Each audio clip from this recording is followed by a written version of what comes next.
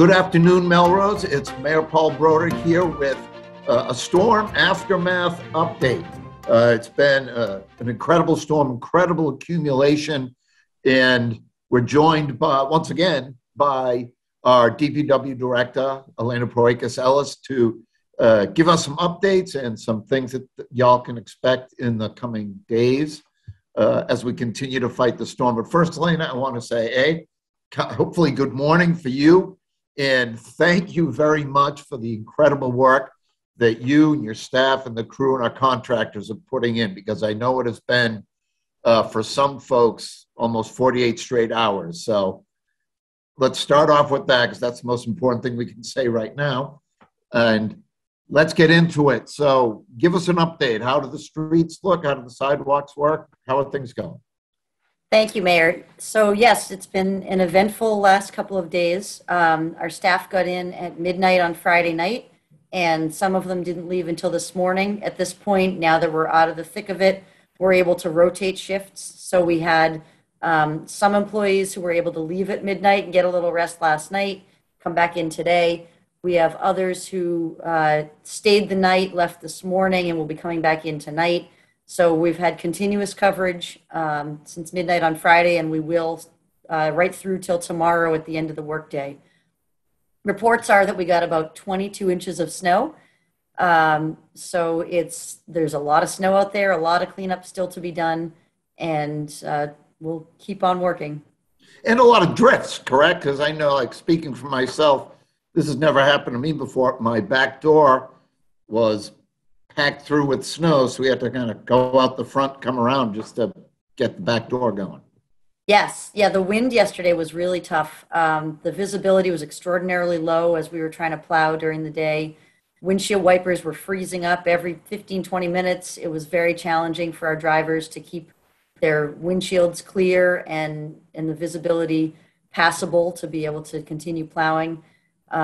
We had a water main break mid-afternoon yesterday on Florence Street that required us to divert 6 of our staff over to Florence Street to repair the water main.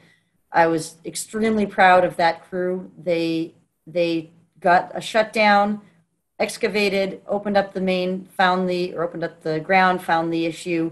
They were able to repair the main without cutting it open and had it water turned back on within 3.5 hours, which is really remarkable when you're battling the cold and the wind and the snow and trying to address an issue like that. So, and that required those 6 people to come off their snow routes. And then as soon as they were cleaned up, they went right back out and resumed plowing.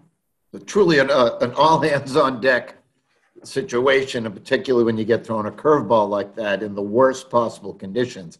Pretty amazing what your folks are doing out there. Yeah, thank you. So let's start with the headlines, I guess, and that is all public buildings, including our schools, will be open tomorrow, correct? Correct. Excellent. And we will be working overnight tonight. We're going to bring in our sidewalk plow crews again. They'll be doing the whole sidewalk plow routes, and we'll also be focusing on school parking lots. The custodians were all in yesterday. They're all in again today, trying to clear all the sidewalks, get the snow melt down to make the walkways ice-free and safe. So that will be one of our big focuses overnight tonight, is making sure we're ready for school tomorrow. And so there's still the weather itself is over. There's still work to be done. I assume that includes cleanup, i.e. there are some places where there's big snow accumulations that we will scoop out and move. Is that right?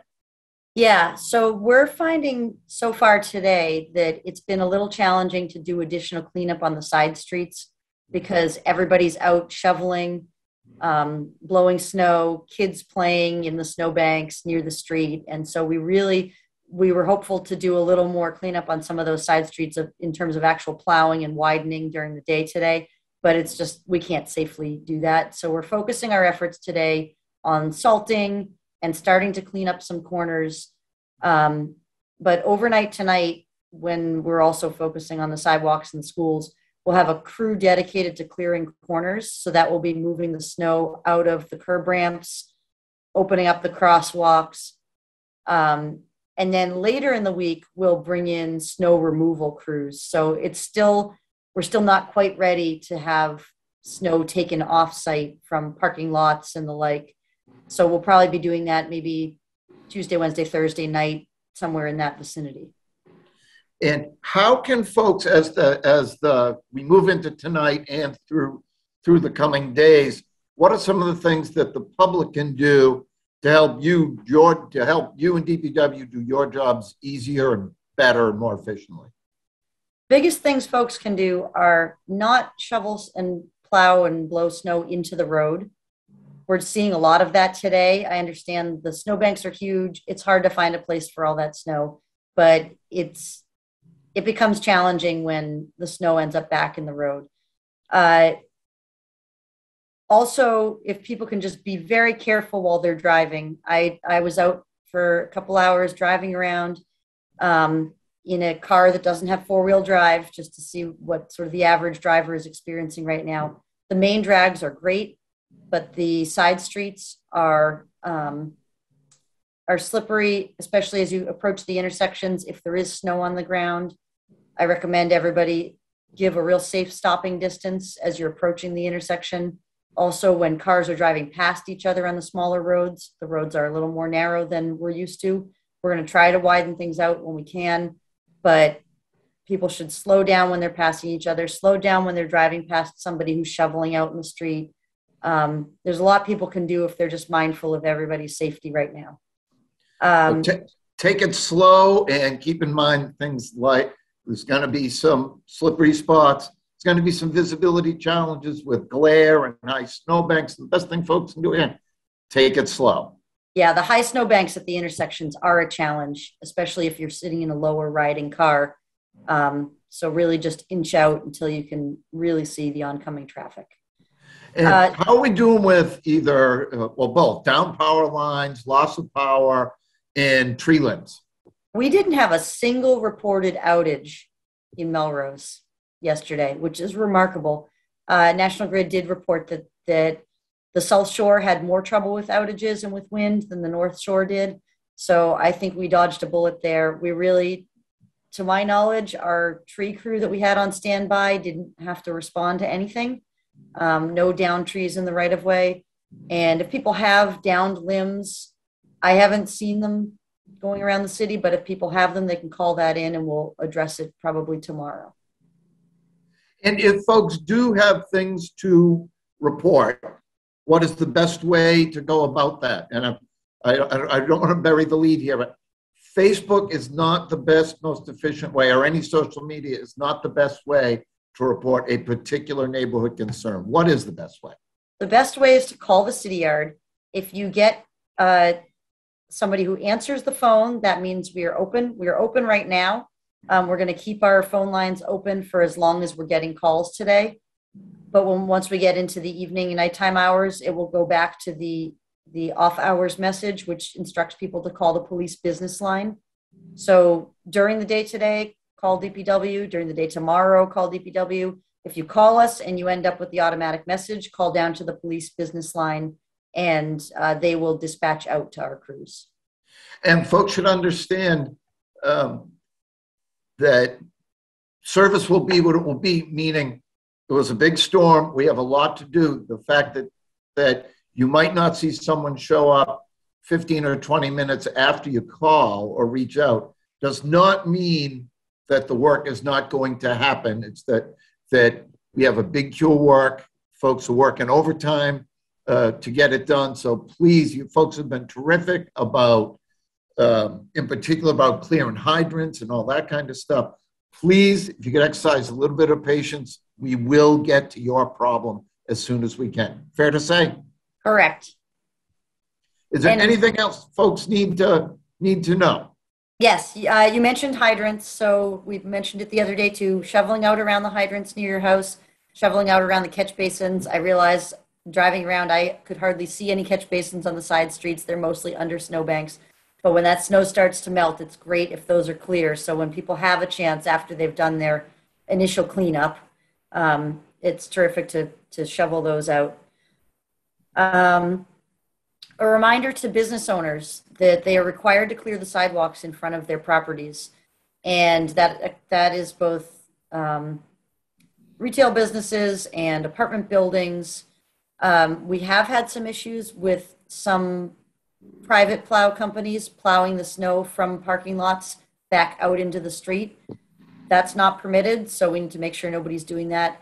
And also, I've seen when that happens, sometimes those snow mounds are burying the sidewalks in front of the businesses or apartment complexes, and then they're going to have to still go out and clear those sidewalks. So it's making it very challenging for whatever maintenance folks have to go out and clear those. Trash pickup and recycling tomorrow. As far as we know, it is on, but I can see a lot of challenges with where those barrels are going to go and how that's going to be after trash gets picked up and there are empty barrels littering the streets with the high snowbanks. So just do your best to put your barrel in a safe place. And if JRM, our contractor, contacts us today and says they really don't think it's feasible to do pickup tomorrow, then we will notify everybody of a delay. We'll put that on our website and any of the other social media channels. We'll try to get the word out. And just, folks, I want to add a couple public safety tips. If if you have a low dryer vent or something like that, please make sure that is clear. Those things are there for a reason, and they help your appliances, your washers, your dryers, whatever the case may be, operate safely and efficiently. So please do that. No one's heat should have gone out by the reports we're based on. Please don't use an appliance or a space heater unless you absolutely have to. Make sure you're doing that safely, and just be a good neighbor. And by that I mean, if you do have an opportunity, you have a snow blower, a neighbor can't get to their sidewalk, help out. Help out if you don't mind. It'll help help us maintain good public safety, help us get the kids to school as easily and safely as possible. And again, I tell you what, it'll make you feel good too, knowing that you're helping out a neighbor. So with that, Elena, I want to thank you very much for all the work that's gone into the last, really, it starts before the storm starts. Folks probably understand that. And the work is going to continue. So continuing thanks to all your folks down at the city yard, and everyone that is helping out along the way, our friends at MMTV for helping us keep everyone informed and in touch. Beautiful sunny day, a lot of work to do. So to the extent you can, get out and enjoy it. And thanks for listening.